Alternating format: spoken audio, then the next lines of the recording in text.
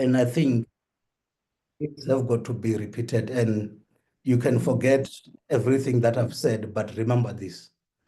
We must turn acknowledgement into meaningful contribution, contribution into inclusion, inclusion into influence, and influence into impact. So today we are here because of the collaboration between FANAPAN, AGRA, and SADC. And we are jointly implementing our collaborative initiative, which we are titling it Youth Employment from Agriculture and Food. And this initiative is to create a conducive and supportive policy and regulatory environment. And as FANAPAN, we are engaging this to ensure that we are supporting domestication and harmonization of African Agribusiness Youth Strategy, which we are abbreviating as AAYS. So we are working closely with countries and national governments and related stakeholders to ensure that there is investment in agriculture, and also that the investment plans are representative of youth aspirations, to ensure that we are responsive to your demands, we are being inclusive. So for today, I am happy to say that we are partnering with SADC to ensure that we are aligning with the SADC Regional Agriculture Investment Plan, RAIB 2030. And I'm happy that RAIB recognizes that youth are a critical and a valuable stakeholder to drive this agenda. So inclusive agriculture, food system, transformative agenda, I think is critical. And at FANAPAN, we strongly believe that youth must be at the center of our agriculture and investment frameworks. It is not only about consulting youth, it is about co-creating solutions with them.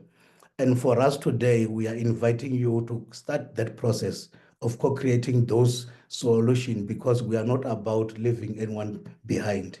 So our commitment to youth inclusion is long-standing and unwavering.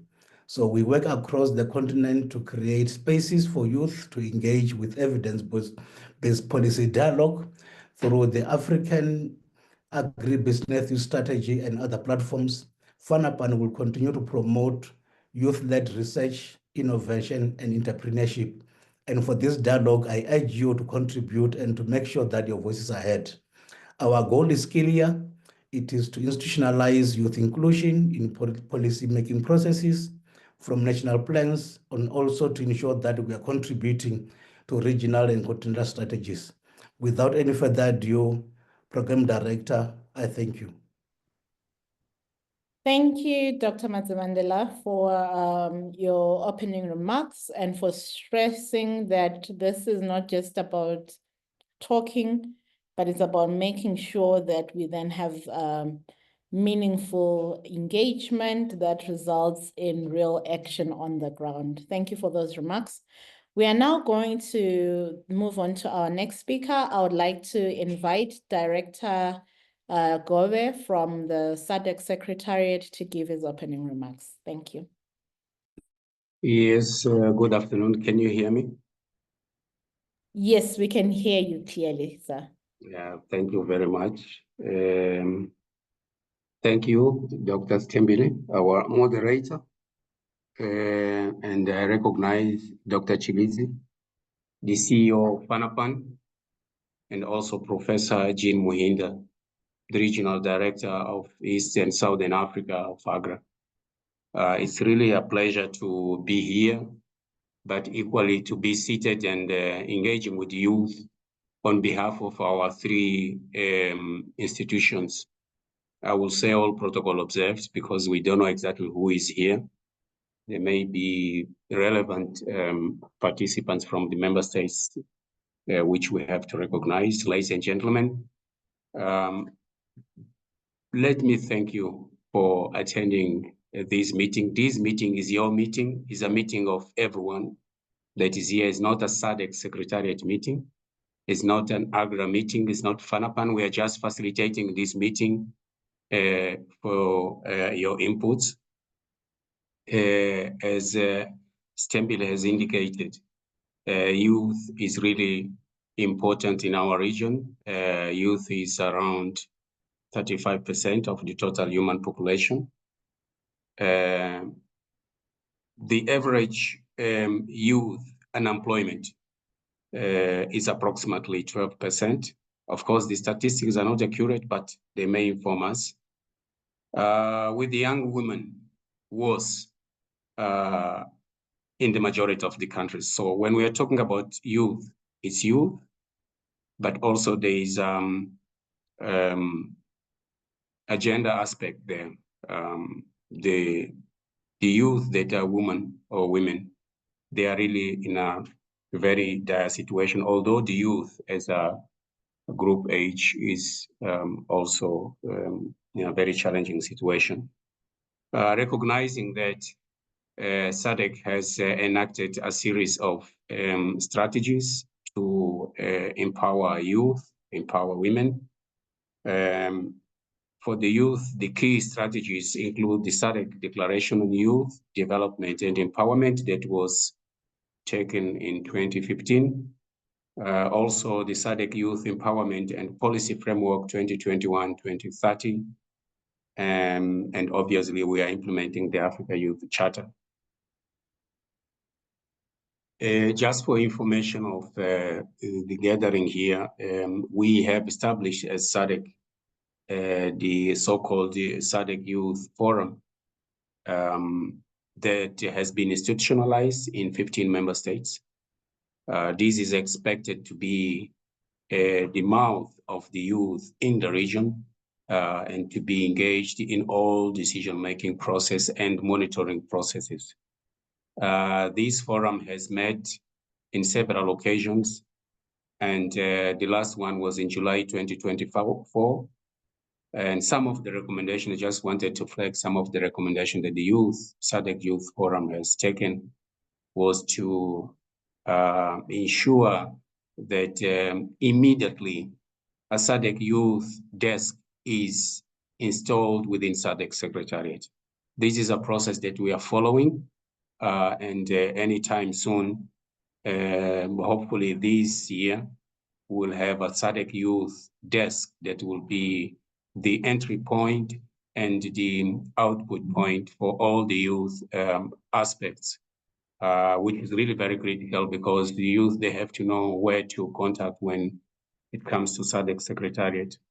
In addition to that, the SADC Youth Forum has agreed that the youth offices should be established within the SADC national contact points. You know how SADC is working. We have SADC Secretariat based here in Gaborone, but for us to work with individual member states, we have what we call the SADC national offices. So we don't engage with any ministry or any entity. We use the SADC representation in each of the member states, which is the national contact point.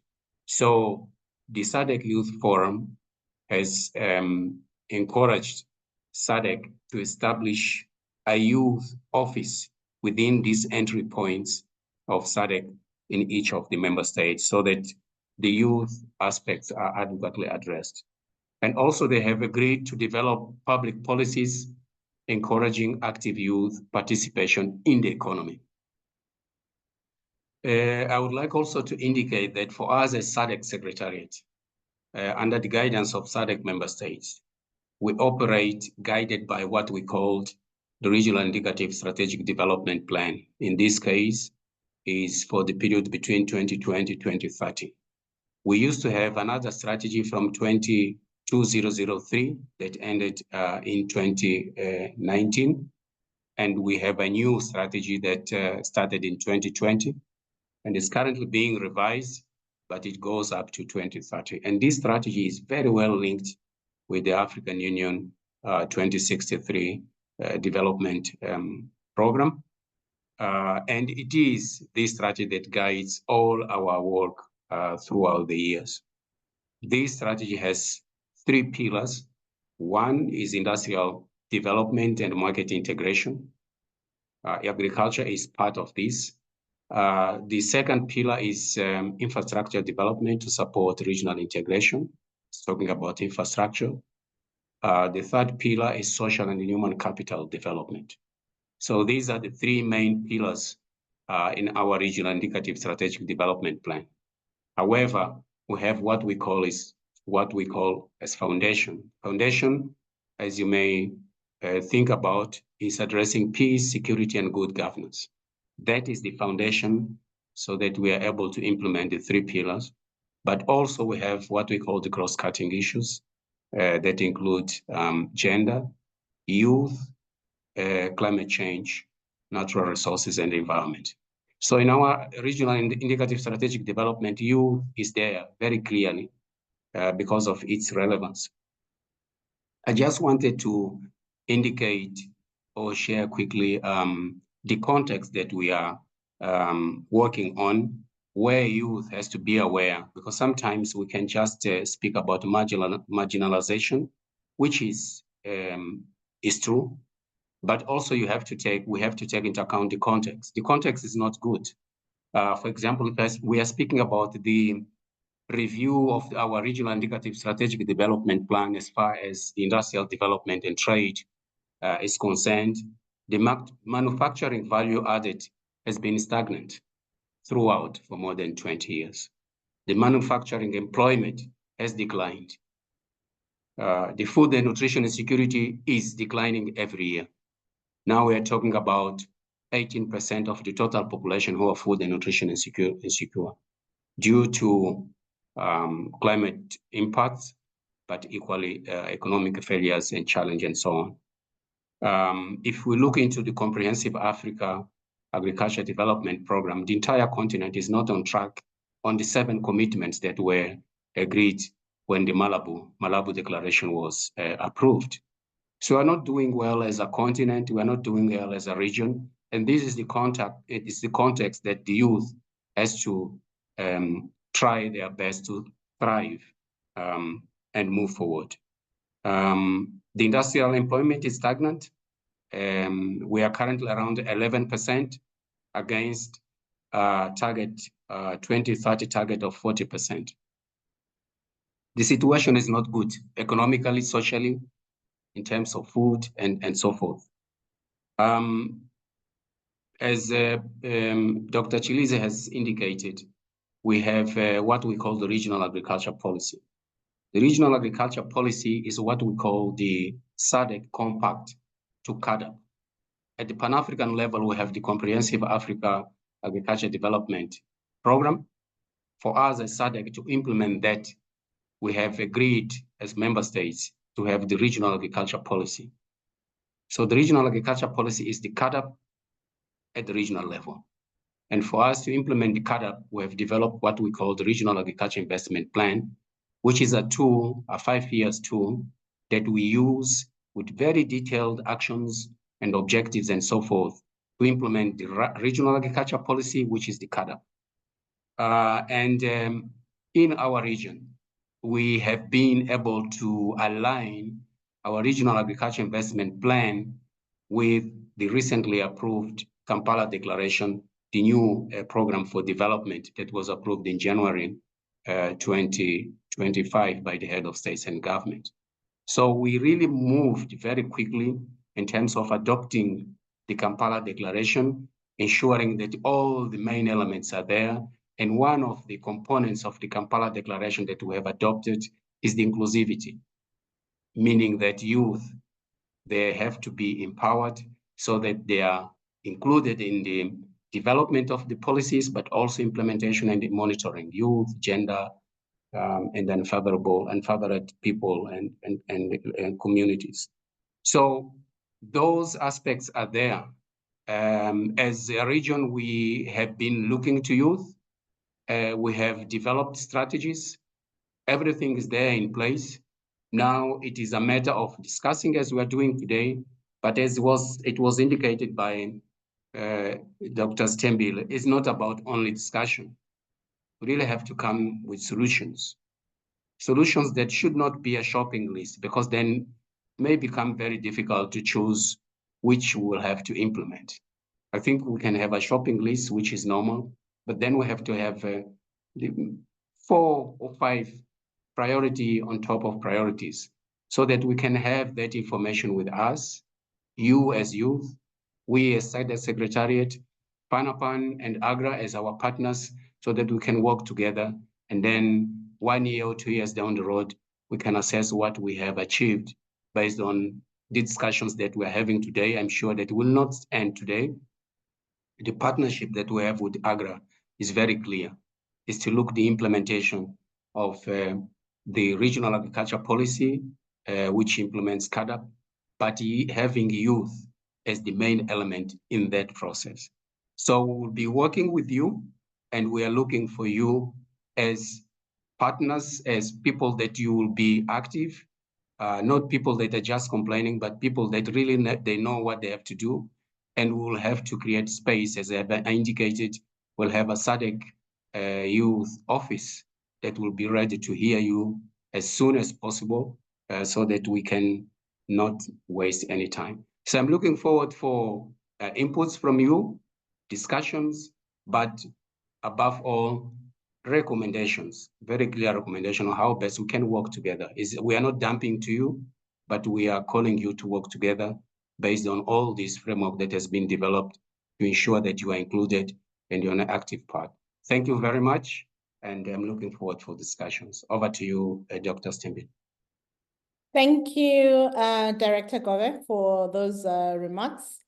I think the challenge is clear from your end.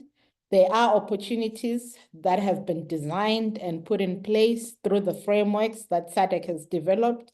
The issue is, how do young people tap into that, and how do they really sort of drive agriculture based on that? Thank you so much.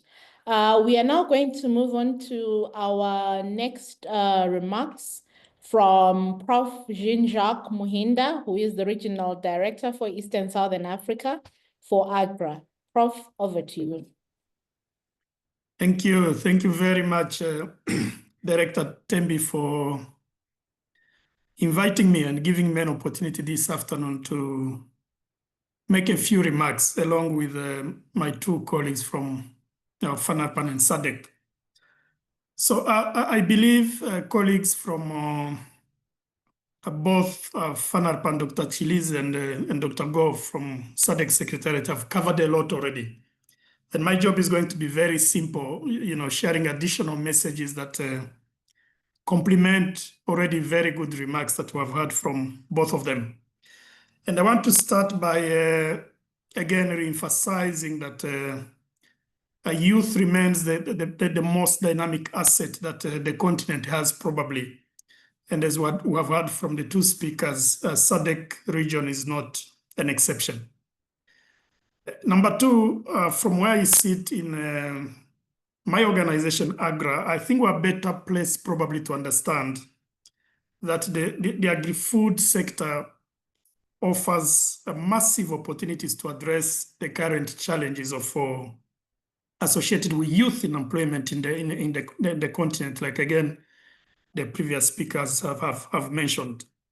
Now, the question here is, how do we bring these 2 things together to make sure that we're creating a proper linkages and integration of youth in the agri-food sector transformation? Because all the frameworks are there, like we have heard from the Dr. Dove from COMESA.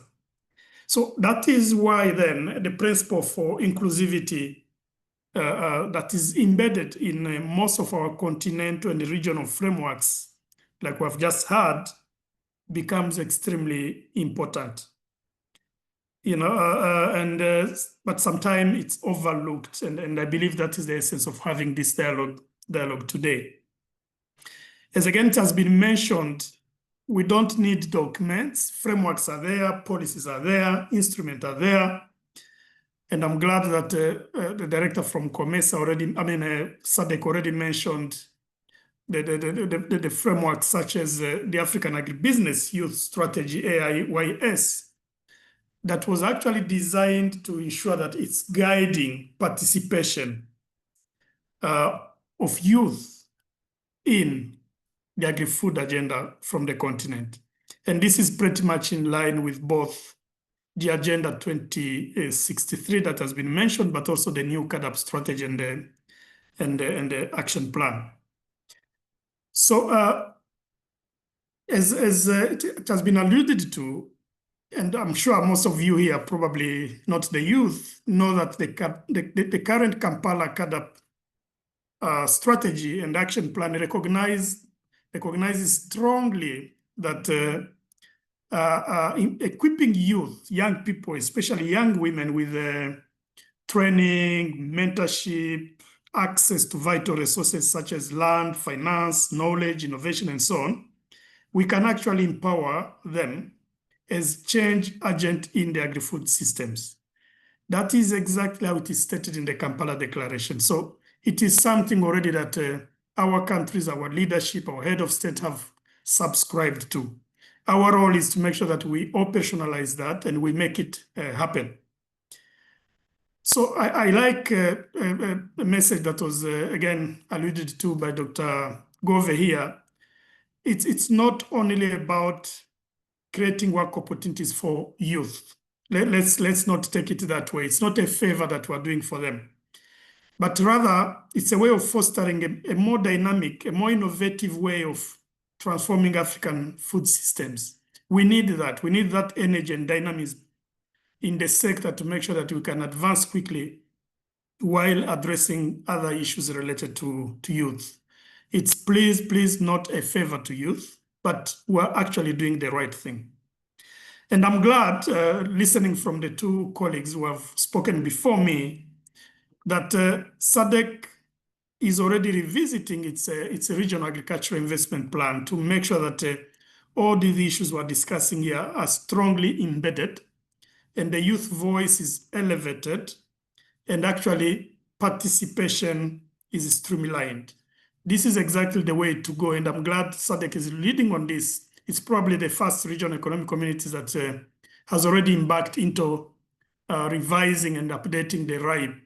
From where I sit, probably it's happening somewhere, but from AGRA, that's what we know already. And this is something that is extremely encouraging for us.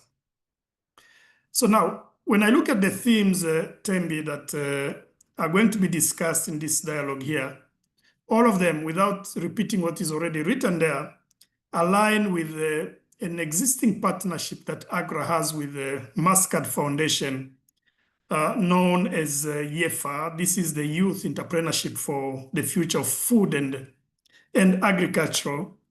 And that gives us a very good opportunity to continue partnering with relevant institutions like both FANAPAN and SADC to make sure that this is happening actually across the continent. So therefore, through this continental program, as AGRA, we're committed to continue working with you all, especially the mandated institutions such as SADC and other RECs, but also our own African think tanks like FANAPAN, to make sure that the integration is actually effective and the participation is actually happening across the whole range of policy processes, but also policy implementation. So I encourage you, Thembi, and the team from FANAPAN and the colleagues from SADC to organize more of this dialogue. We may not have a good number today, but let's have them. I mean, engaging youth requires patience. It requires to repeat and engage them and get closer to them. If need be, you may even convene such dialogues by country or by sub-regions to make sure that this message is reaching as many youth as possible. So I don't want to take much time here. I really want to thank you all again, especially involving AGRA in this dialogue here, and assuring you that you can actually count on us as you pursue this journey here. Thank you once again, and I take this opportunity to also appreciate the collaboration and the effort, including even my colleagues from AGRA who are on the call here. Thank you very much, and back to you, Thembi. Very much, and for the challenge that you have given us and have given the young people that are joining here. I see more people are still joining the meeting, but I wanted to just encourage everyone so that we see where everybody is coming from if you could, against your name, just add the country where you are joining from, so that when we speak to the issues and when you make your interventions, we know that this is a voice from Malawi, or this is a voice from South Africa, or from Lesotho, because we really wanted to have this dialogue as representative as possible. So yes, I'm seeing South Africa, I'm seeing Zambia, I'm seeing Tanzania, and I am seeing Zimbabwe. Please just keep adding your countries against your names, so that we have that overview. Thank you to our principals, Dr. Chilidzi Madzuvanila, Director Government from the SADC Secretariat, Prof. Mohinda from AGRA, for those remarks that have really put a challenge to all the youth that are joining us today. Our program for today is going to be split into two after the opening remarks, where we are first going to receive a presentation that is unpacking the Africa Agribusiness Youth Strategy, after which we will have an opportunity for all of you to ask your questions, to engage, to make your suggestions, and maybe to share your experiences. After that, we are then going to transition to a presentation that's going to be unpacking the SADC Regional Agriculture Investment Program. We are going to then have a question and answer segment, after which we will then have some summary remarks and key takeaways. So I think with that said, I would now like to invite my colleague, Dr. Rachel Mkandawire, to present the AAYS. Thank you.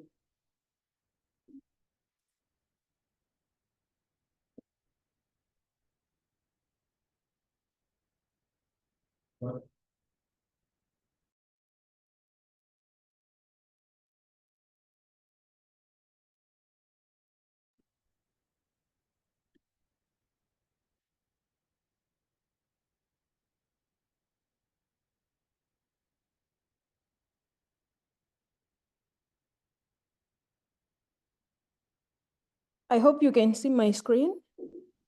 Yes, we can see your screen. Go ahead. Good afternoon, everyone. I will write on the protocols that have already been observed. I'm Rachel Isabel Mkandawire.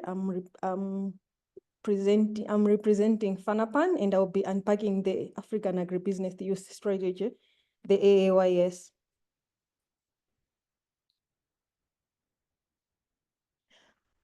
But as a background, I would like to share what FANAPAN is. FANAPAN is a multi-stakeholder network working in 21 countries, but it has an African-wide mandate.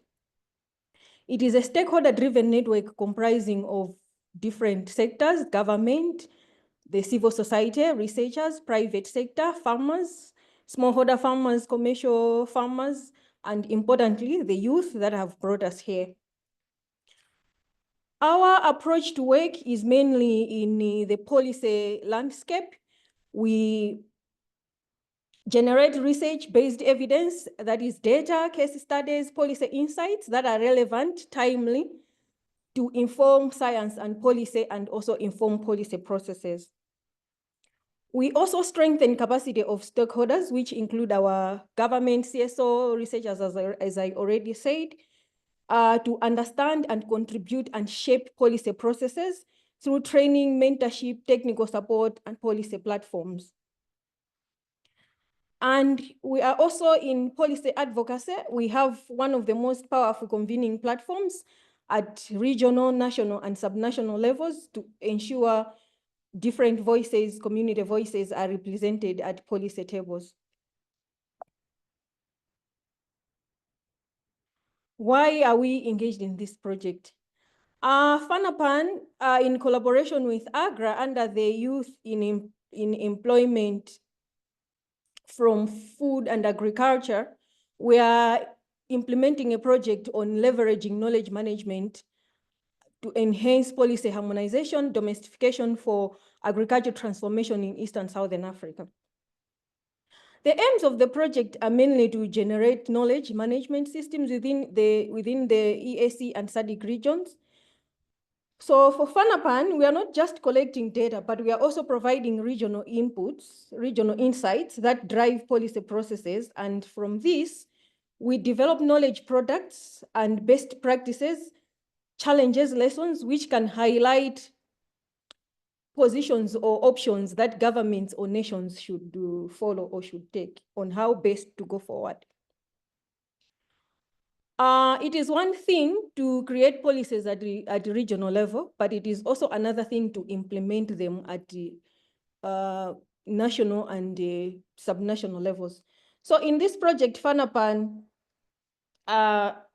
is helping to ensure that there is alignment from national born policies, from national created policies to the ones that are created at at regional, continental, and then also at global levels.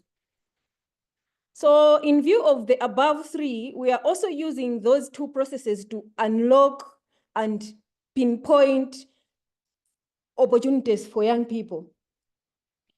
Mainly, we are trying to find spaces or sectors of value chains where young people can thrive and contribute, and also spaces where advocacy or policy reforms are necessary, where young people can really make meaningful contributions within the agribusiness sector, the agribusiness and agri-food system sector.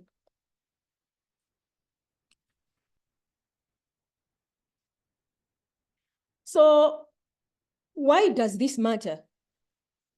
Africa is a young population with over 450 million young people, but specifically to SADC, you have over 60% of the youth, which is under 35. Most of them are living in rural areas. They face significant barriers. They are marginalized systemically from owning land. They don't own capital assets, mainly to have a gainful and a decent employment.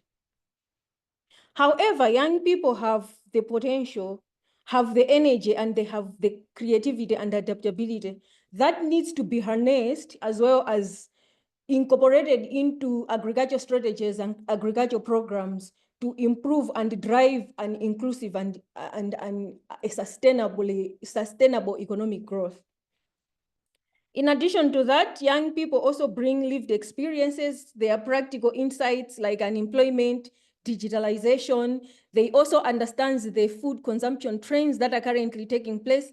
And from that, they can create and respond easily to how the dynamic within the food space, the food consumption, the food production space is operating. And also engaging in youth, it also ensures social inclusion. If you marginalize young people that make up the most of the population, what will the future look like? So that's one of the reasons why this this strategy is very important to Africa.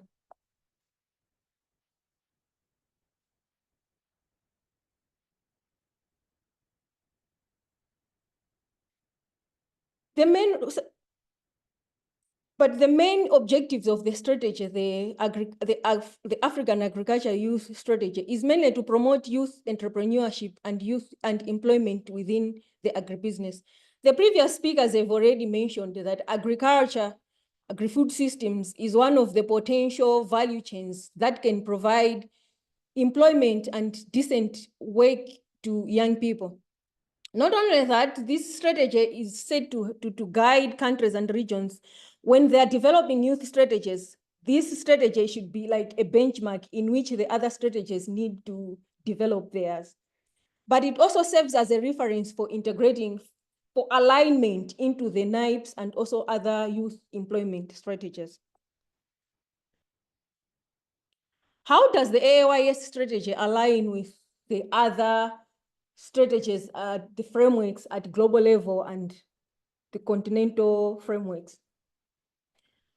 It aligns very well because we are looking at a strategy that is providing, it aligns with SDG 1, SDG 2, and SDG 8, which aim at providing a decent and gainful employment, also aiming at ending poverty and ending hunger, which align very well with what the agribusiness, the youth the African the AAYS is also looking to.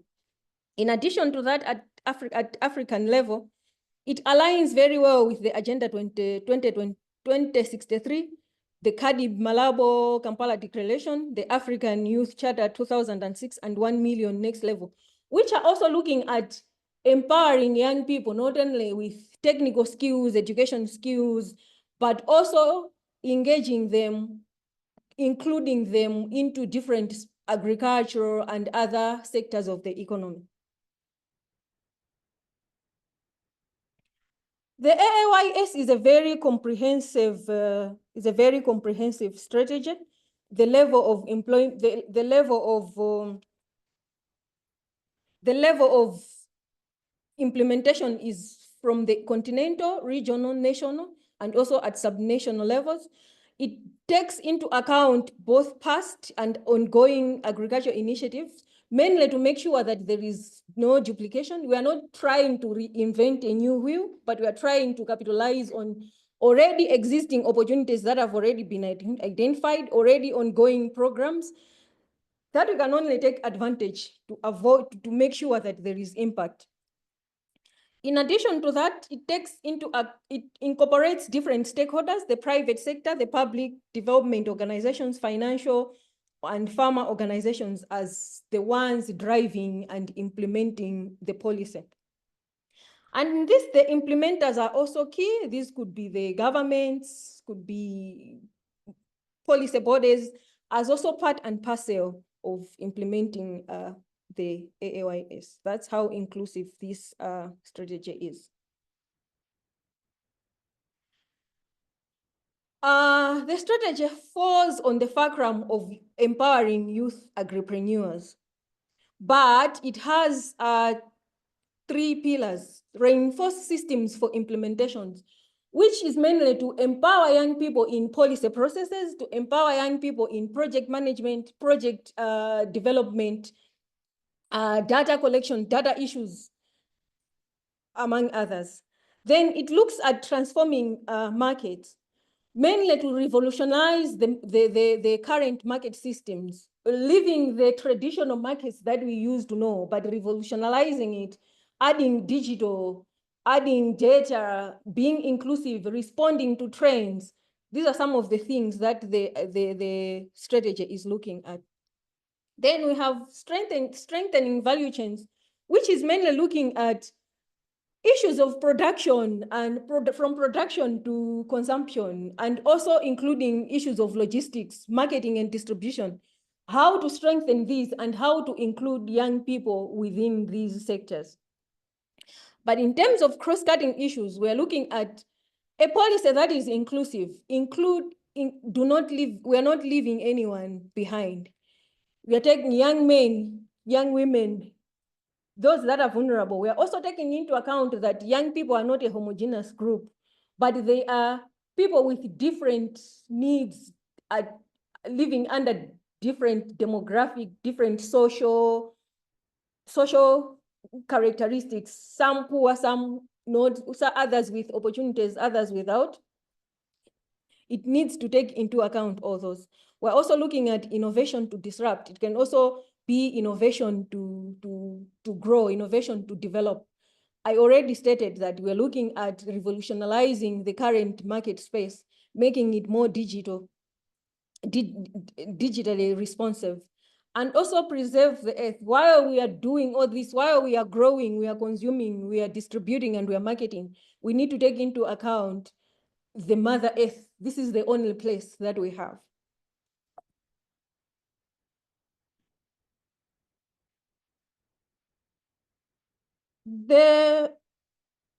This strategy is also being implemented as in a dualistic manner, empowering youth in decision making, mainly taking into account youth in policy processes, youth in project formulation, youth in project design, youth not only as beneficiaries of projects, of youth-driven, youth-centered projects, but as part and parcel of the decision-making process, as part and parcel of implementers. And the second part of this approach is empowering youth in value chains, empowering them with the skills, with the knowledge, with mentorship. You probably, some of you might have been available when we were launching the youth championship. That's one of the things that this youth strategy is looking at, finding spaces where young people are empowered, not only in terms of production, but also in terms of mentorship skills.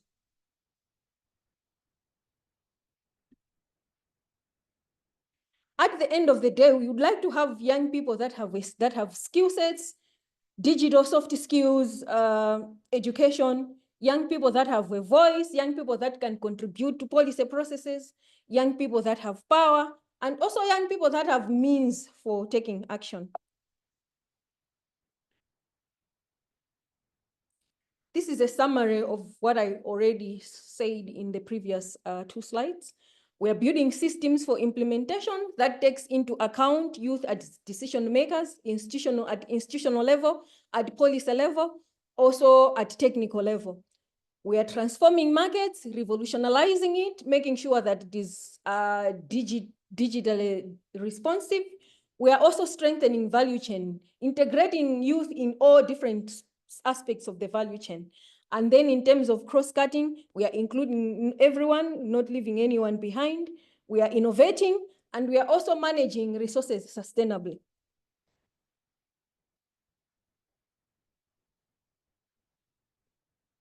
In terms of the modalities of implementation, the AAYS is looking at 4 levels. The first part is to decentralize power. This policy has been created at continental level, but it needs to be implemented at national and subnational to make sure that there is impact, and also to make sure that it is scalable and its impacts are more sustainable. In terms of youth categories, youth are not a homogeneous factor. We are including everyone, not leaving anyone behind. In terms of agribusiness, we are talking from production to consumption, and then logistics, distribution, marketing, and making sure that in each and aspect of the agribusiness, young people are part and parcel of it. And then finally, making sure that we are building on existing structures. We are not reinventing a new wheel. We are using structures that are already there to make sure that there is impact, to make sure that it's scalability, and also to make sure that it is sustainable for the near future.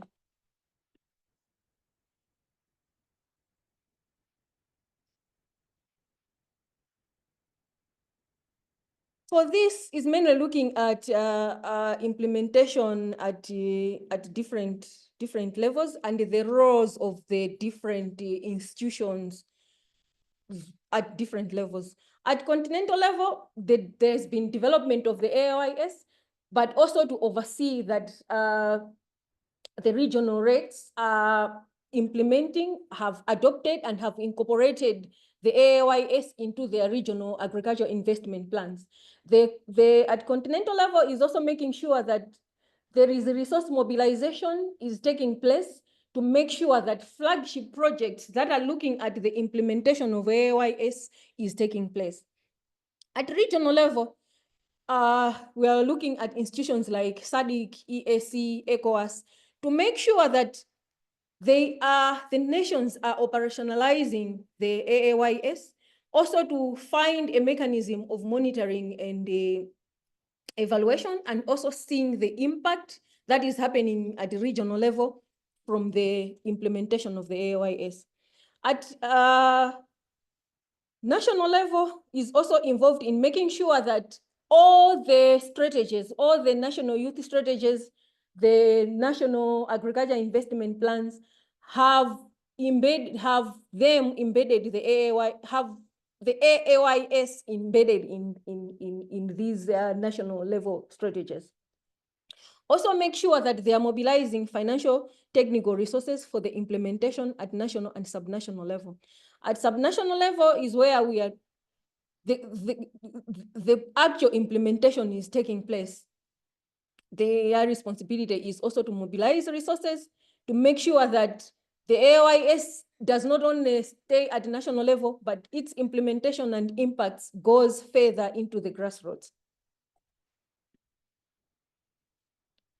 Finally, as a call to action is for regional bodies, CSOs, governments to expand successful youth agribusiness initiatives through targeted funding and resource allocation. When we are doing budgets, when we are doing resource mobilization, it has to be, we need to be intentional in creating funds, in resourcing funds for youth initiatives. Also, way forward is to engage with regional bodies to align youth agribusiness strategies with broader economic development plans. Any development plans that are being created moving forward needs to align youth agribusiness strategies. Establishing monitoring frameworks to assess the ongoing impacts of youth-focused agribusiness program.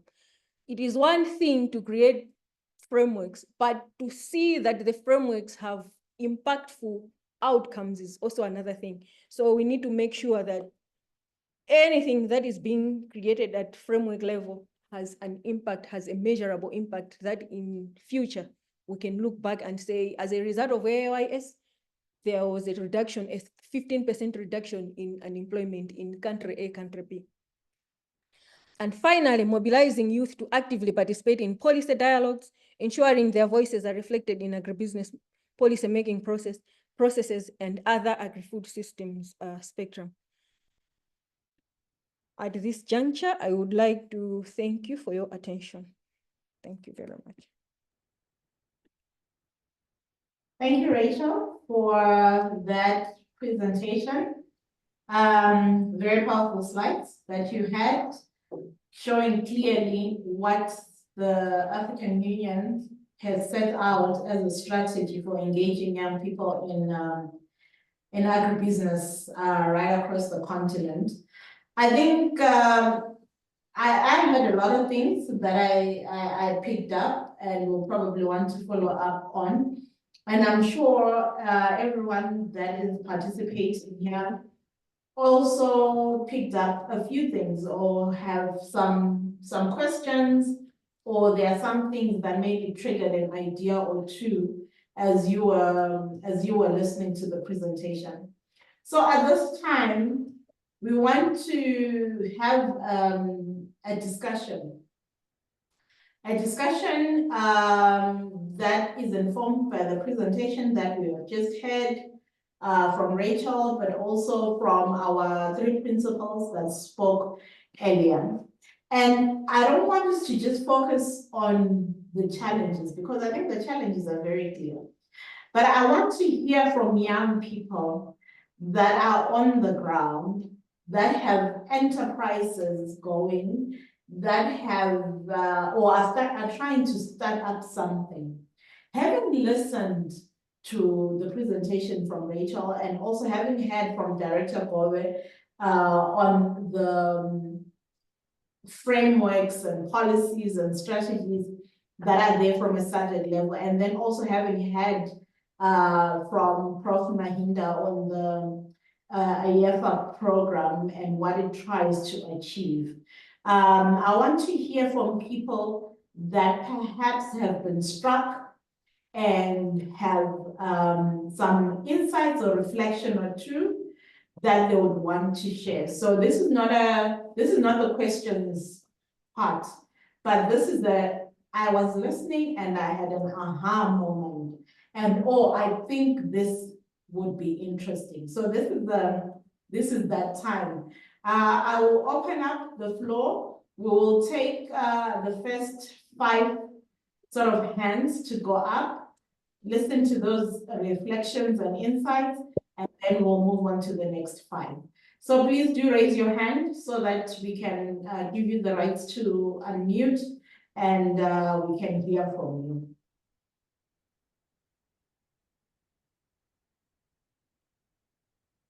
All right.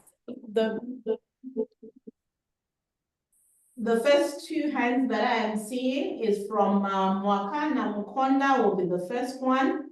And I am also seeing another hand. Oh, it has gone down. Okay, maybe let's hear from Namukondwa and then we will take the other hands. Go ahead. Thank you so much for the presentation, Doctor. And thank you for what you're doing as a network to push and include the youth constituency. My name is Mwaka Namkonda. I am the kayak coordinator, and it is such a privilege to see that the SADC region is actually the first REC that is pushing the agenda of the RIPE and also making sure that the youths are being included through the AAYS in conjunction with AGRA and the AUC. So I just wanted to give you a hand on everything that you are doing and for bringing the youth and supporting the youth in what we believe will be the best way forward for Africa. We have, for the longest time, depended on our GDP from agriculture, and I think definitely having more innovative and stronger hands on the ground is one of the best ways to move forward. With your support, I think the youth have something good and better opportunities to venture in the agriculture sector. So it's basically just me giving you a hand for the initiatives that you're taking up and the time you're spending. So thank you so much. Thank you, Mwaka, for your remarks and for congratulating the SADC for being the first REC to sort of take a lead in unpacking the AAYS for the youth and also for engaging the youth in the RIPE. I will take 2 more hands that want to sort of maybe reflect on the presentations.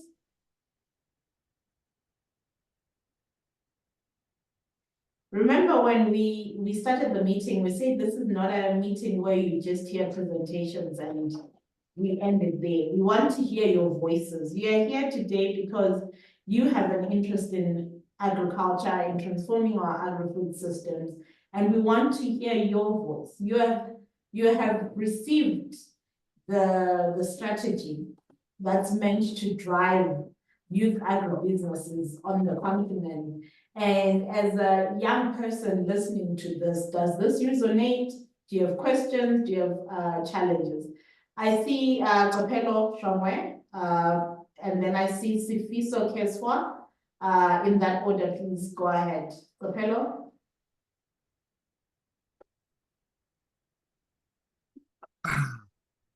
Am I audible enough? Yes, we can hear you. Go ahead. Thank you. Kopelo Shomwe, my name from Eswatini, formerly known as Swaziland. I just have a single question. Okay, maybe just a brief introduction on myself. I'm the master trainer at Thrive for Good for the Southern African region. Mostly I work with communities, destitute communities here in Eswatini and in South Africa. Apart from that, I'm also a mentor at Pelum, so I work with agripreneurs most of the time. So what I've noted while working with agripreneurs, especially from rural areas, on national level and sub-national level, you find that these people are keen and they are enthusiastic on enrolling or doing their agribusiness, but they lack support from maybe to say the government or any relevant structures because they do not have access to, I would say, vital resources like land. Because you find that if you are a young person and you are looking for land, it's hard for you because you do not have that capital to buy that land. You do not have anything, and you cannot even access a loan from financial institutions because you do not have collateral. You have nothing. People on their youthful stages honestly, they lack enough resources to push or to leverage their entrepreneur and the voice. So I'm not sure if it's possible for us, everyone here in this house, maybe to enlighten me or to come up with ideas on how best can we make policies that will assist that farmer back in that rural area, back in that community, to have access to the vital resources for them to be able to work and thrive in their agribusiness or agri enterprises. Thank you. All right, thank you, Topelo. The question is there to say, yes, the young people are eager, they want to get involved, but when it comes to resources, there's a challenge. They don't have access to land, they don't have the finances that are needed to be able to get inputs and other things. So how do we go around that challenge? There's a question. Yes. We will hold on to that question. Let's go to Sifiso. After Sifiso, we'll go to Audrey Nyazika from Zimbabwe, and then we will try and respond to the questions. Thank you. Thank you, Chair. Thank you very much. And good afternoon, everyone. My name is Fiso Keswa from KZN.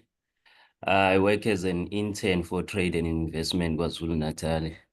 So what I do mainly, I do research on agricultural value chains, agro-processing as well.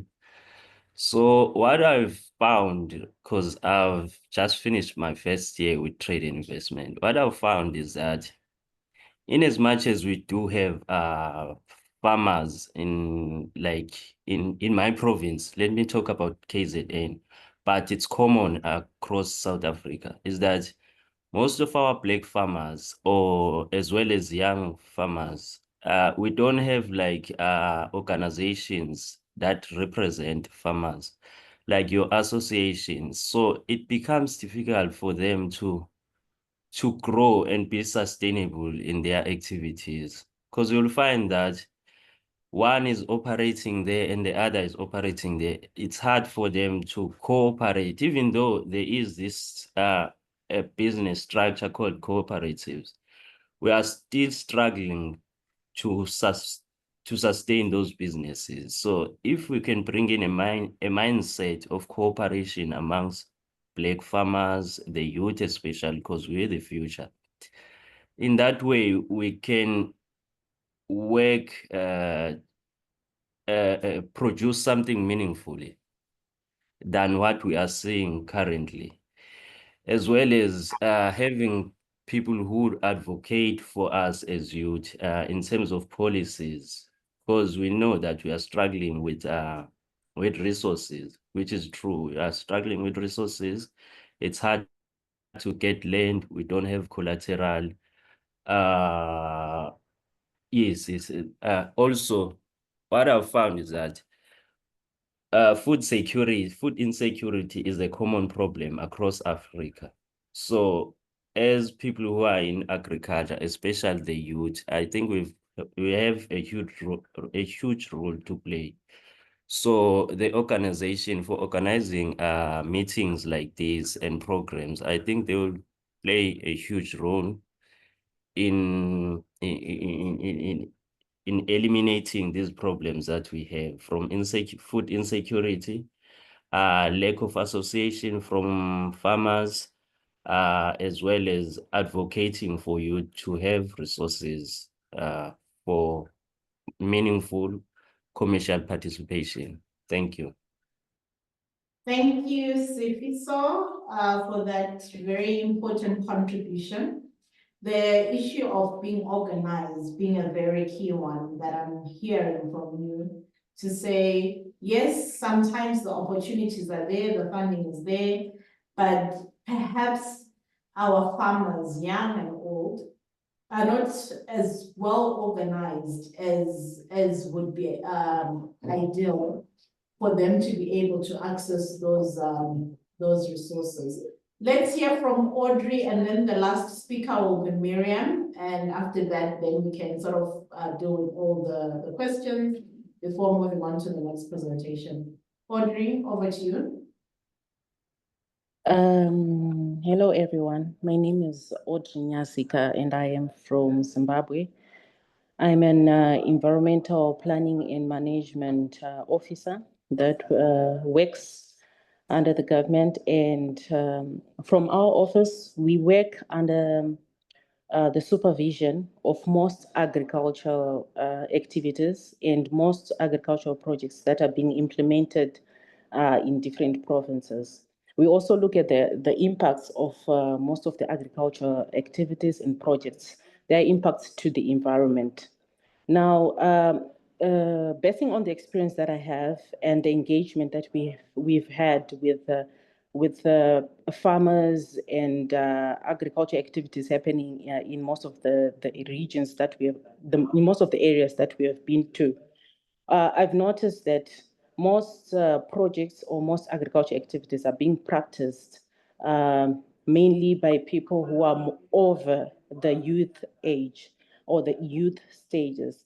So having many youths attending to some of the agricultural related workshops, I've noticed that there are some youths out there which have passion and they have ideas of starting agricultural projects and also carrying out certain research topics in relation to improving agribusinesses.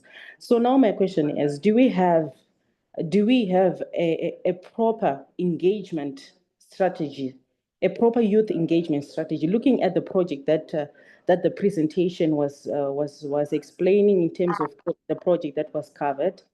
Do we have a proper youth engagement strategy that will allow more research to be done, that will allow innovative ideas to be considered and for them to start to be implemented, or for them to start? Because we have youth out there which have that passion to say, I have ideas, but have they been engaged? And do we have a platform that gives them the chance to carry out research, to come up and bring their ideas, and then they can be taken forward and be considered, taking also into consideration that the youth who are located in remote areas that do not have access to most of the networking that we're doing, the communications that we have, but they are agriculture innovative. They have more what we call that community-based experience in terms of agriculture as compared to most of the people who are connected and who are taking part in these workshops. So there's need to improve on the youth engagement strategy so that we can come up with the solution that will cover all and that will produce results that are a bit much more fair and covers the whole of the region. Thank you very much. Thank you. There is a question from Audrey. She works from government and she's supporting farmers, she's supporting young people, but she has seen this challenge. Let me give to Miriam, and then we will go back to Rachel for her reflections on the questions. Miriam, over to you. Okay, hello everyone. My name is Miriam Nchimbi. I'm from Tanzania. I'm an agripreneur, but also a clinical nutritionist. I have followed well the presentation, and I wanted to ask the same question that Audrey has asked, but I'll just put some emphasis on policy advocacy. Until youth are included in policy making, policy advocacy, project planning, in terms of food systems, these projects might not be known to them. These opportunities might not be known to them. Actually, most of the opportunities that have been aired out in various platforms are more of mentorship programs for those who are in the value chain actively. I mean to say those who are dealing with cultivation, terms of logistics, packaging and stuff, but those who are interested in policy advocacy, youth who are interested in policy advocacy, matters such as research in terms of agriculture and food systems initiatives, what about those opportunities? Because all these opportunities, all these strategies, all these frameworks are tailored to benefit the youth. So if youth are not included in this process, decision-making process, formulation processes, and there are youth that are already interested in this field. So like, I think these strategies should also look at that side to make sure that youth are incorporated in formulating the strategies. I liked what the presenter said, that we should not just rely on, I mean, mentorship or capacity building in terms of people who are involved maybe in value chain addition. This should go deeper in making sure that youth are included in policy and stuff. Moreover, I, as a youth in agriculture, I might be interested in cultivating so as to earn a living and the like. But the presenter went far and said about environmental sustainability. Do youth know about these issues? The process, I mean, the policies that are there in relation to environmental sustainability, these beneficiaries, which are youth, do they know about this? That was my thing. Audrey and I are literally speaking of the same thing: research and policy. People, I mean, youth who are interested in these opportunities, do they get the platform to air themselves out? That was my thing. Thank you. Thank you, Miriam. I think we have one more hand that I'm going to allow, but we are really have maybe run out of our time. Hannah, I don't want to leave you out. Do you want to also share your reflections? Yes, thank you. My name is Hannah Chiwala. I'm a farmer from Zambia. And this is just in response to two of the questions that have been raised prior to mine regarding whether the youth know what plans are in place for them. So I recently attended the workshop at that was held at what do you call this place? Legacy, which was by Agra and Comesa Business Council. And so the idea was to get youths involved in cross-border trade. And so in response to their questions, I think that effort is being made to get youth involved, because I'm only 24 and I was invited to speak on what it is I'm involved in and what struggles I'm facing, and hoping that through that engagement and through that workshop, we begin to see action, not just for me, but for other youths who are involved in agriculture. And so I think that they're definitely making headway, definitely not where we ought to be, but progress is being made. Thank you. Thank you, Hannah, for sharing that experience with the meeting that you just recently attended. I think what I am going to do, I'm going to use my prerogative as the chair of this meeting to say, maybe let's perhaps hear from SADC. Let's receive the presentation from SADC on the Regional Agriculture Investment Program. And after that, we can then engage some more. So we're going to sort of give that presentation about 15 minutes, and then we will then have the remainder of the time to engage. I think some of the issues Hannah has sort of held in addressing, to say there are initiatives that are ongoing, but then perhaps it's in the knowledge or the information about those initiatives is not being sort of disseminated as wide as possible, but things are happening. That's what I heard from Hannah. I would like to invite at this point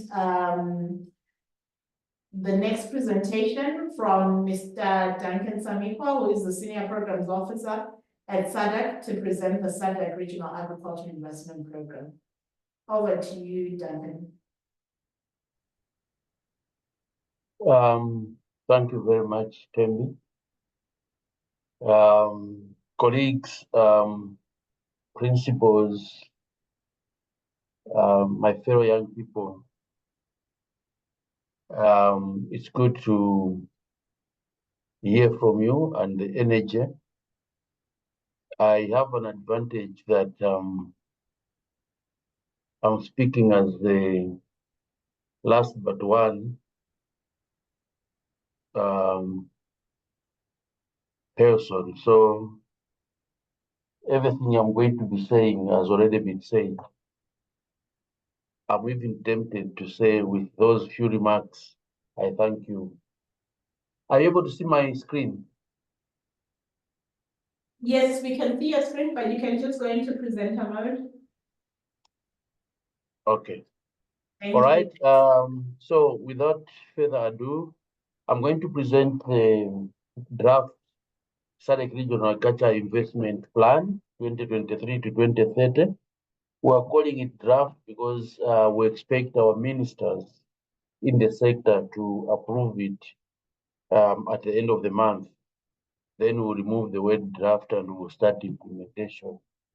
So in terms of my presentation outline, I'll briefly look at the context, then the guiding principles which we employed to develop this, a bit of carryover in output. I'll dwell much on number 3, which is the proposed programs to save time.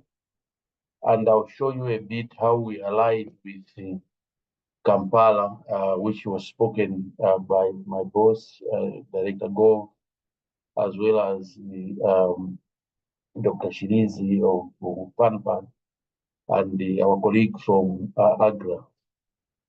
I'll not talk much about the institutional operational implementation plan and the monitoring and evaluation. Now, what is the background? The Regional Agriculture Investment Plan is a tool that implements the regional agricultural policy. Now, the first regional agriculture policy was promulgated or formed in 2014, and it defines the common agreed objectives and measures to guide, promote, and support actions, both at regional and national levels in the SADC agricultural sector, and in the contribution to regional integration, which is the agenda of SADC, with the aim to reduce poverty, including food and nutrition insecurity, hopefully through equitable and sustainable economic growth. So the SADC RAP, which is implemented by the RIPE, sorry for the jargon, RAP, Regional Agriculture Policy, RIPE, Regional Agriculture Investment Plan. So the RAP has got the following overall objectives: enhancing sustainable agricultural production and productivity and competitiveness. 2, improving regional and international trade and access to markets. 3, improving private and public sector engagement and investment in the agricultural sector, and then reducing social and economic vulnerability in the region's population. This is in the context of food and nutrition security. So in terms of how we fit into the overall continental framework, the regional agriculture policy for SADC is taken as a compact or implementation of the overall CADIP program by African Union. So, you know, in this period, the past 10 years, we've been implementing the so-called Malabo Declaration. So the RAP was also formulated to align with the Malabo Declaration. And as I'm going to show you shortly, the new RIPE is also aligning to our new strategy, new 10-year strategy on the continent level, which is the Kampala Declaration. I'll skip that. This is the admin part and the bureaucracy. Any plan of this nature is approved by SADC Council. And the first RIPE was 2017 to 2022. And the RIPE, in alignment with specific objectives of the SADC RAP, the one from 2017 to 2018 had 8 programs. I'll quickly run through this.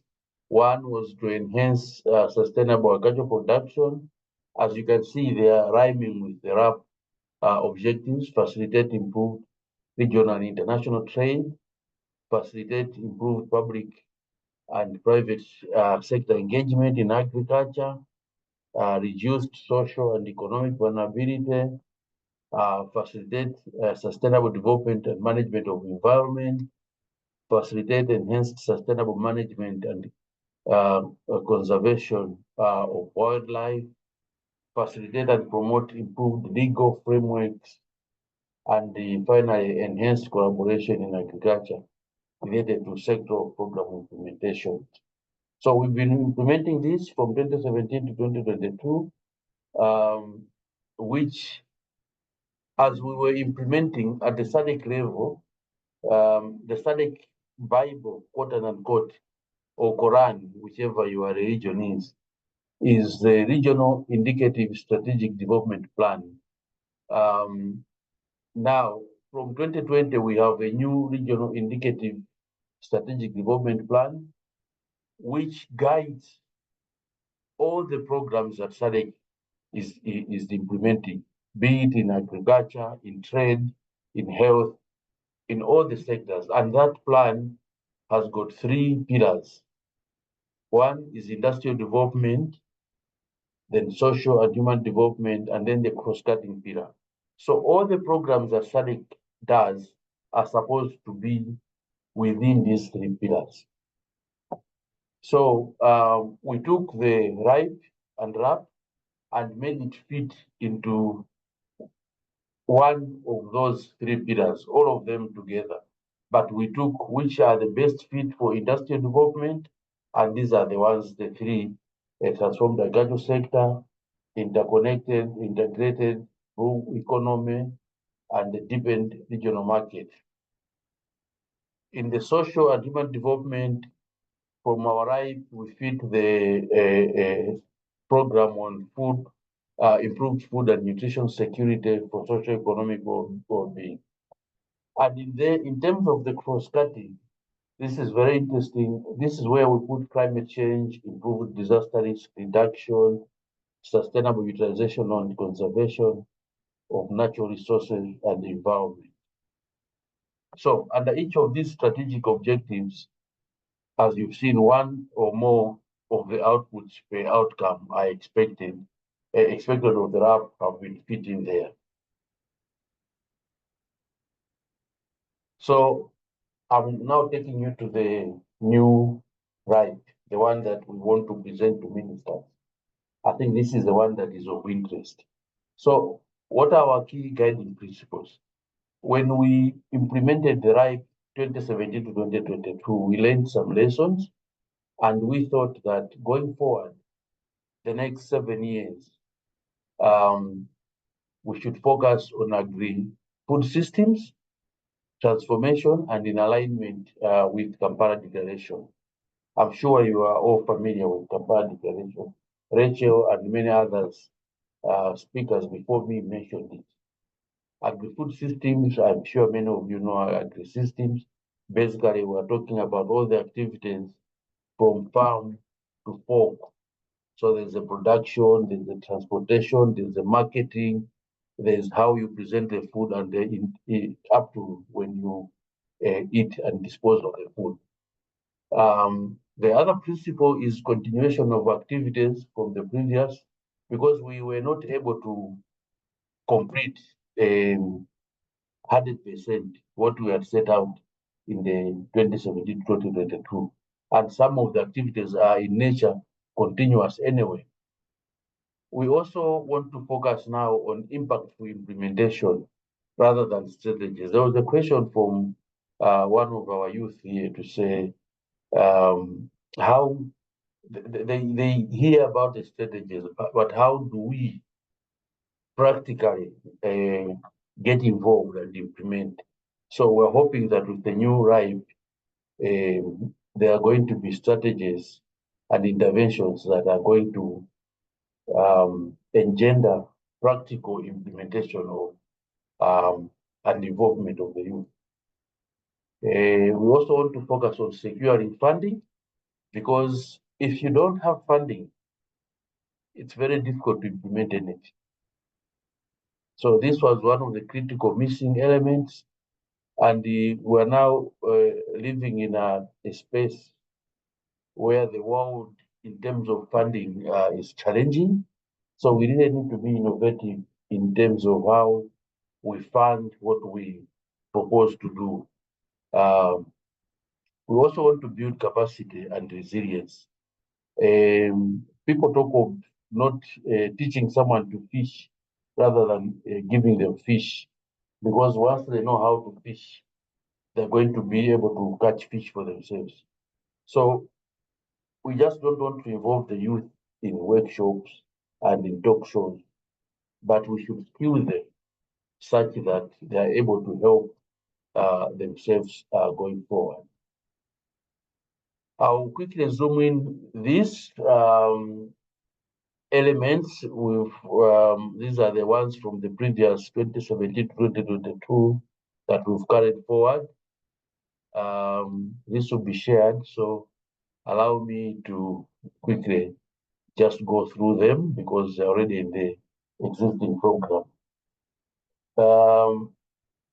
What I need to do now is dwell on the focus on the 2023-2030 program or RIPE. So the new RIPE were proposed in 7 programs.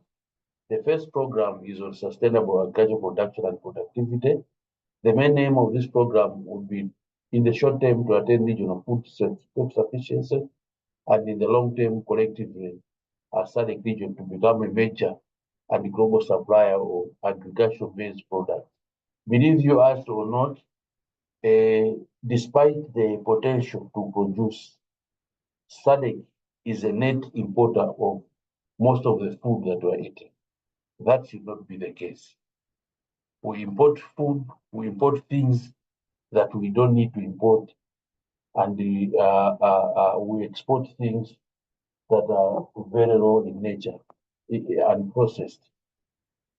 So the key sub-programs here are sustainable agriculture production and productivity and competitiveness. We hope to involve the youth in production and productivity, post-harvest loss management. Studies have shown that all the products or the production that we were able to achieve in SADC, 30 to 40% of it is lost to post-harvest losses. So if you produce 100 kgs of grain, for example, it means you are only able to use 70% because you lose right from the garden, right from the transportation, right from the table, food waste. Yet there are so many people that they don't have food. The third one here is food security and nutrition enhancement. This region is now facing the so-called triple burden of malnutrition. We've got some people who are wasted and undernourished, and we've got people, especially the youth, because of feeding habits, becoming so overweight and liable to so many other diseases. But we also have people who are chronically malnourished and become stunted. Now, if you're stunted, the future consequences are very dire because you don't become productive as a citizen. Quickly moving to program number 2, this is agro-industrialization and value chain development. In my view, this is one of the areas which can attract the youth into agriculture because you are good with technology, you are good with the production that you use computers and machinery. So we want to strengthen capacity of agro-industry institutions, including farm organization, with a focus on building human and institutional capacities at all levels to manage the food system transformation. Many of the youth, you are also good at the market and trade facilitation. The focus here will be to improve market access, optimizing supply chains, and getting a fit into the intra-African trade. Rural transformation and development, and the focus here will be to improve the rural infrastructure so that we move produce from the rural to where it's produced, or even when you can move inputs to the rural areas and improve in terms of production and marketing. The third one is resilience building. I think the main objective of this program is to build adaptive capacities to withstand shocks. You will know that with climate change, it's either we've got too much floods this year, next year it's got a drought. How do we navigate through those processes year in, year out? So here we're looking to agricultural research and development, knowledge management, and how to climate change proof ourselves as we produce. Number 4, quickly, is sustainable development and management of natural resources. The main objective of this program is to balance human needs and economic development with preservation and responsible use of natural resources and in our ecosystems. We've got several programs which we are proposing. One is sustainable environmental management, sustainable conservation of wildlife and transboundary natural resources, pollution reduction, waste management, promotion of renewable energy sources, and then transfrontier conservation. Number 5 is the other critical one, financing and investment. The main objective of this program is to boost both public and private investment in and for agriculture by improving the quality of investment and developing innovative financing mechanisms for the agri-food system sector. So we want to look at the resource mobilization for agri-food systems. SADC has been planning to have an agricultural development fund to be a catalyst for most of these investment, as well as to attract private sector and non-state actors to be engaged in agri-food systems. This one is where I'm going to spend 2 minutes, because this is where this meeting falls. Program number 6 talks about gender, women, and youth empowerment. The main objectives of this program is to foster inclusivity and equitable livelihoods with a focus on the integration and empowerment of women, youth, and the marginalized groups in agri-food systems. So we want, or are proposing, to improve stakeholder engagement by making sure that there's inclusivity with a focus on implementing mechanisms for collaborative partnerships, ensuring involving of local stakeholders in planning and implementation. So we're not just coming or proposing to come in with the ready-made programs, but you should be involved from the planning stage, implementation, and the engagement should be continuous. I heard a women's group recently saying, nothing about us without us. So it should be the same for the youth. Nothing on the youth without the youth involvement. So these are some of the key intervention areas that we are proposing. We are proposing to establish a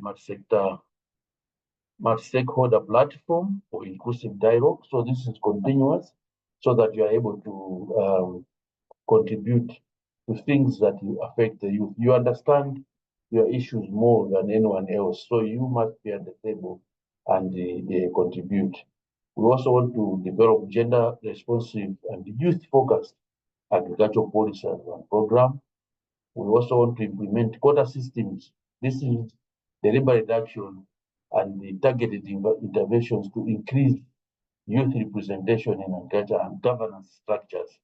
So when decisions are being made about loans, decisions are being made about capacity building, the youth must be in those structures so that they can guide. It should not just be top down, where the quote-unquote adult decides what the youth needs, but the youth must be able to articulate their issues on the table.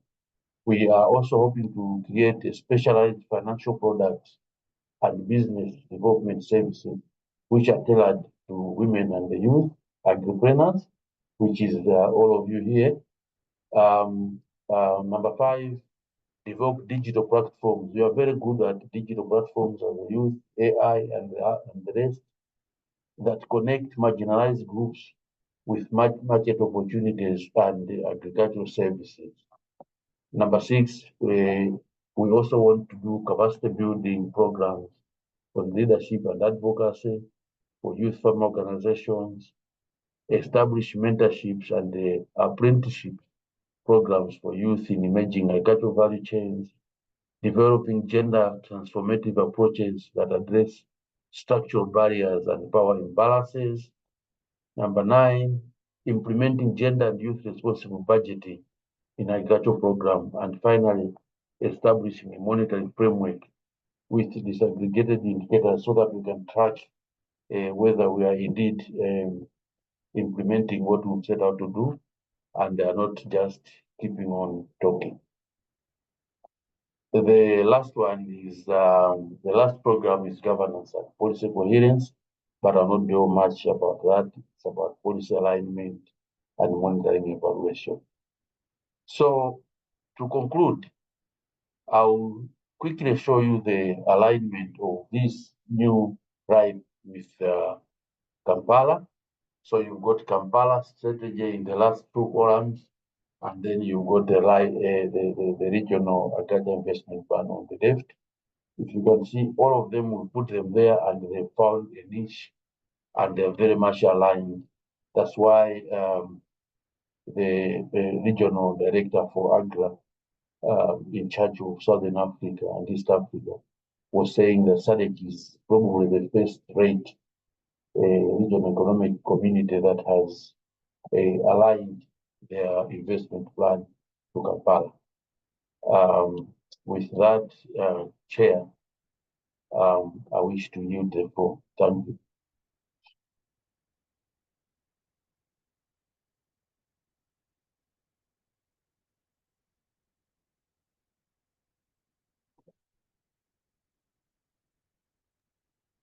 Thank you, Duncan.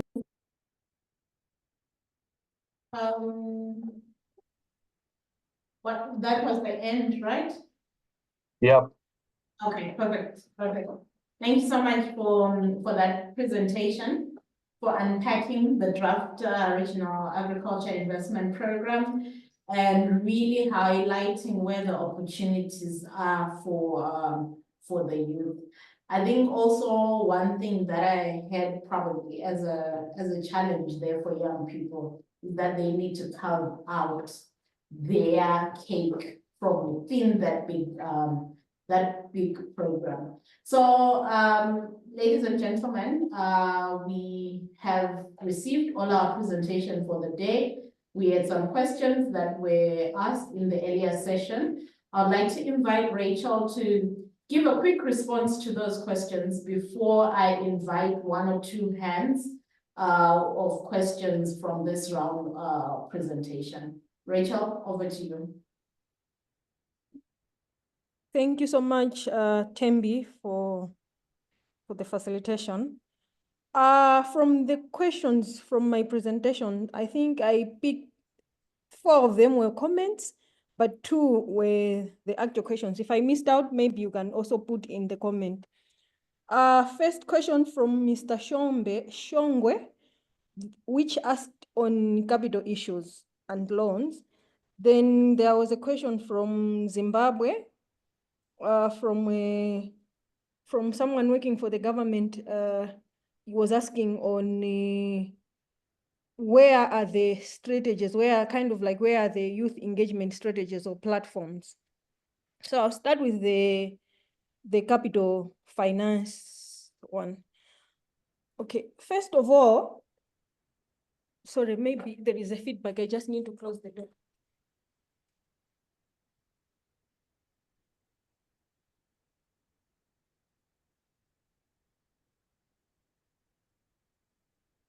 Sorry, there is an echo because of the feedback in the presentation room.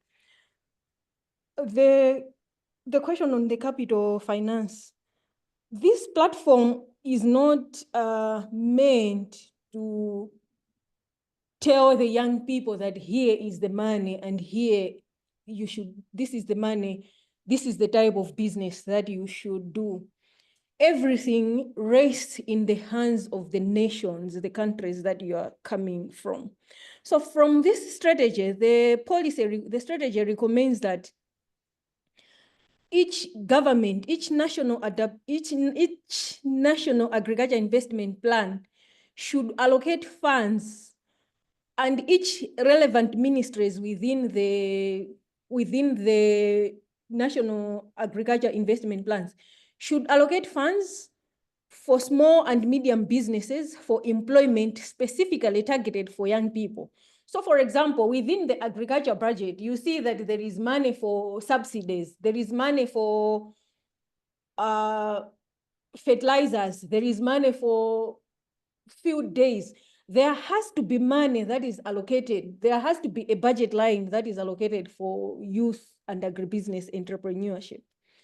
Then the second area of finance that this strategy is proposing, it is proposing that financing institutions, for example, banks, you have Finca, I think in Malawi, Zambia, if not Zimbabwe, they have a financing institution called Finca. Those financing institutions, they need, when they are operating, they have to have a segment where it is specifically tailor-made to include and engage young people. Then there is also another area that this this strategy is proposing that governments or institutions or civil society organizations within countries, they need to find ways of working with philanthropists, working with remittances, or other funding sources such as crowdfunding to finance youth engagement or youth-tailored agripreneur activities. That is on finance. So mainly, your voice, your engagement, you as young people, I am challenging you in this meeting that when you meet your parliamentarians, when you meet your director in the ministries, you need to ask these questions. Okay, we are doing budget for 2025 to 2026, or what is the issue? Where is the money for youth and agribusiness based on this continental strategy? Or where does our strategy meet this strategy? Where does our constitution or our national agriculture investment plan meet the current AAY, meet the current African Union youth strategy? You need to ask those questions. Now, on their platforms for youth engagement or youth engagement strategies, if this strategy is properly aligned to national investment plans or national youth strategies, because not only should it speak to the national agriculture investment plans, it should also speak to any other youth strategy, any other strategy that is handling or tackling youth-related issues. If that issue, if that strategy is properly aligned to this one, trust and properly implemented, trust me, there is going to be a platform or a strategy that is giving young people a voice. Because what this strategy is saying is that young people in any decision making, whether it's at parliamentary level, municipal level, CSO, young people should have a quota that is significantly representative for everybody to see that young people are doing something. That's what this strategy is saying. So like at government, at ministerial level or advisory, there has to be someone young, or there has to be a quota that is strategically dedicated to handle youth-related issues. At CSO level, at municipal level, at council level, there has to be an office that is dedicated to dealing with youth strategies. I hope I have answered that very well, but if there is a team from African Union and other RECs, please, you can come in and help me to respond to the questions. Thank you.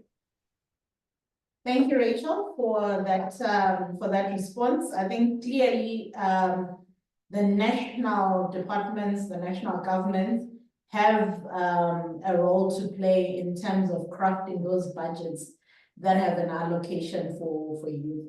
I see Mwaka has got a hand up, but unfortunately we are really running out of time. So it has to be a really quick response, Mwaka. And immediately after, I would like to invite Stella Sawe from AGRA to also give us her reflections and to just close for us by maybe doing a summary and and highlighting some of the key takeaways.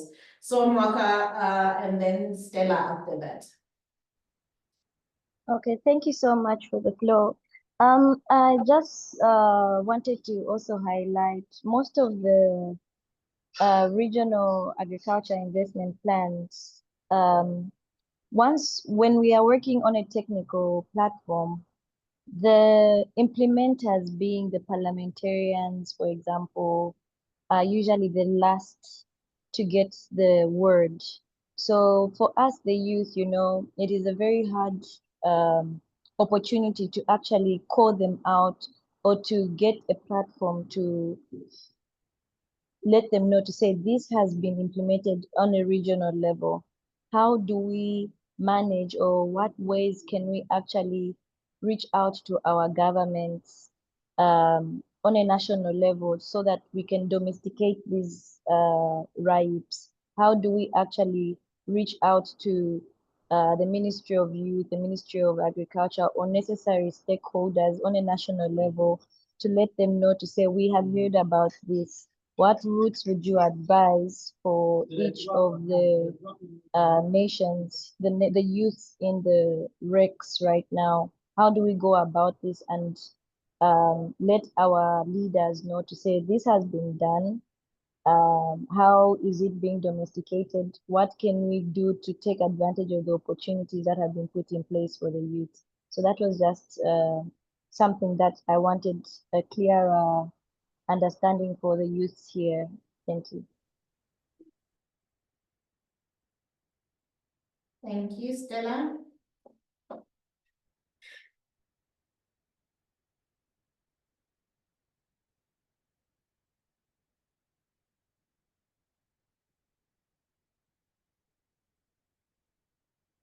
Stella, are you able to unmute?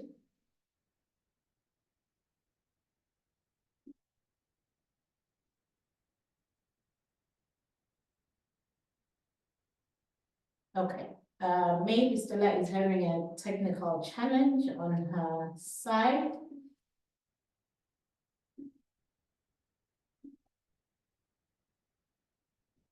All right, I think looking at our time, we are exactly 6 minutes to the top of the hour.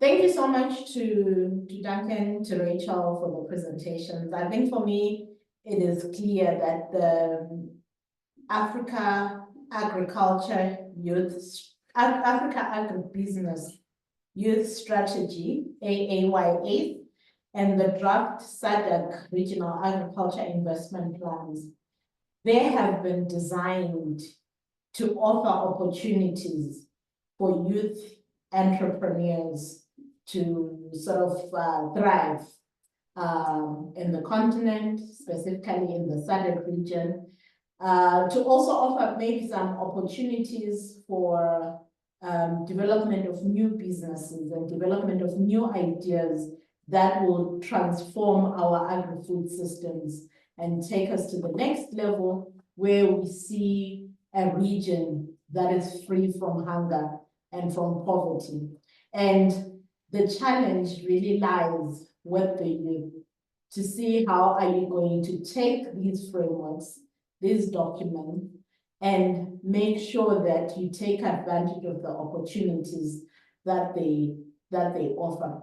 I have had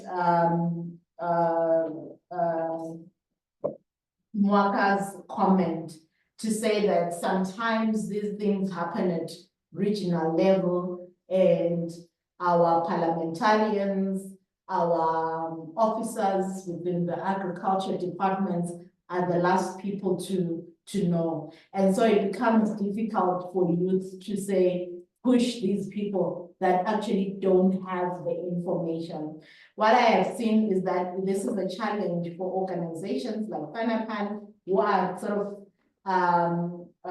in between the recs and the countries, to then take it upon ourselves to make sure that we sensitize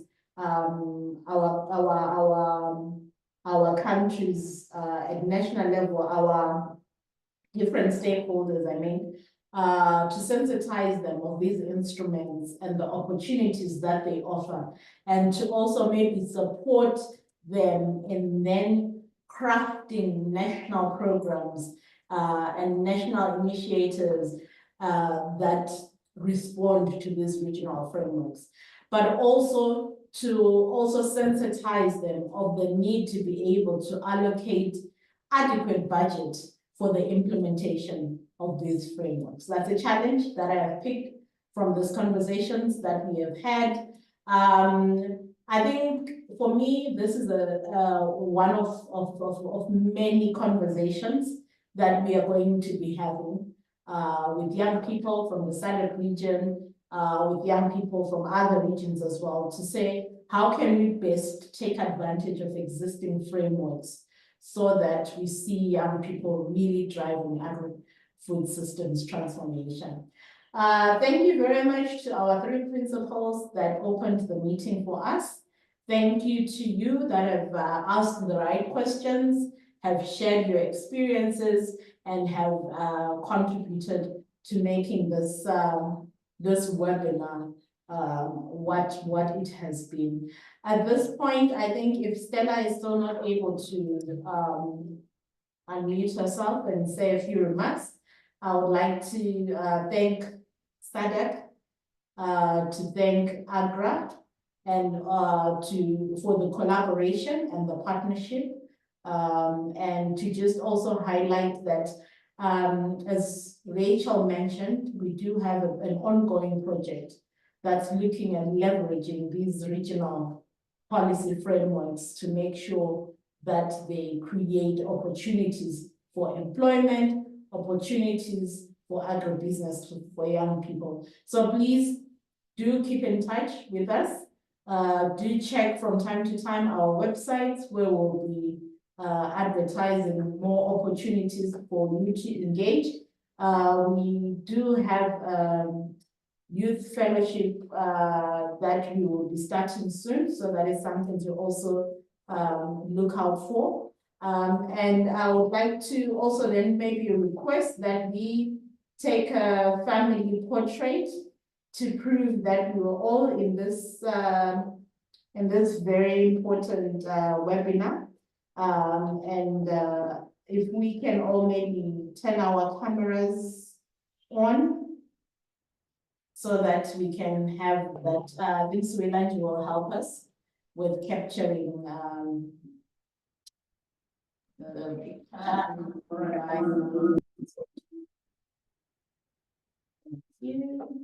Thank you, colleagues. You can turn on your cameras. Okay, turn on your cameras, please. And one simple smile will do. On a count of 1 to 5. 1, 2, 3, 4, 5. Okay, wait just a second. I didn't get that. So 1, 2, 3, 4, 5. Okay, then I'll go to the next page. So just hold on, please. Turn on your cameras. Okay. 1, 2, 3, 4, 5. Okay, thank you. Thank you, Suelanji. Thank you, everybody, for taking the time to join the meeting. Please, if you have more questions, drop us an email, follow up, and we will respond, and we'll try and make sure that we support you in any way to get the right information and to be able to to do what you need to do to be part of the change that we want to see. Thank you so much. We will share the presentation. I think I'm seeing a question from Fabian. What we'll do is we will send out a short report of this event to all the people that have registered for this webinar. And in that report, we will also attach the presentations. Thank you. Goodbye. Bye. Bye.